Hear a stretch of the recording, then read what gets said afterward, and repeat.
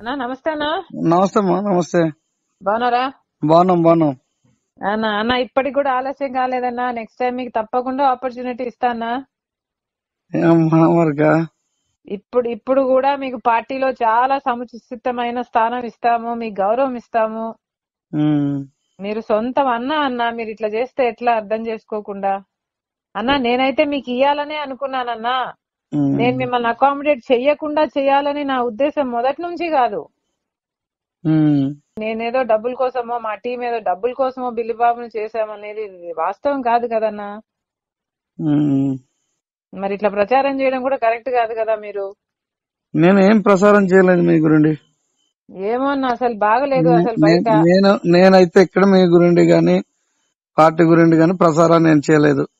సరే అన్న ఇప్పటికి కూడా ఆలస్యం కాలేదు. మీరు రెబల్ కాకండి. నెక్స్ట్ టైం తప్పకుండా అవకాశం ఉంటుంది. ఇప్పటికైనా అన్నగా పిలుస్తున్నా అన్న, కమ్ బ్యాక్. ఏ రోజు జెండా మోయిన వాడికి, ఏ రోజు పార్టీలో లేని వాళ్ళకి ఇచ్చేయడం వల్ల నాకు అది మరొక విషయం ఏంటంటే, మీరు ఆ వేలాది జనాల ముందు మరి ప్రకటన చేయకపోయినా బాగుండేది. నేను అక్కడ ప్రకటన చేయడం వల్ల నేను డిసప్పాయింట్ అయ్యాను. మా వాళ్ళు మరికి ఇది అయిపోయారు. దానివల్ల తెలుసు అన్న, మీకు అన్ని తెలుసు. మీకు కాంగ్రెస్ ఓట్ బ్యాంకు ముఖ్యము, మనకు వైసీపీ ఓట్ బ్యాంకు కూడా ముఖ్యము. రెండు కలిసి వస్తాయని కదా నేను తీసుకుంది. మీరు ఇప్పుడు ఇండిపెండెంట్ గా పోటీ చేస్తే ఇంకా కాంగ్రెస్ పార్టీ గురించి మర్చిపోండి. మర్చిపోమంటే నేను మర్చిపోతాను. మర్చిపోండి.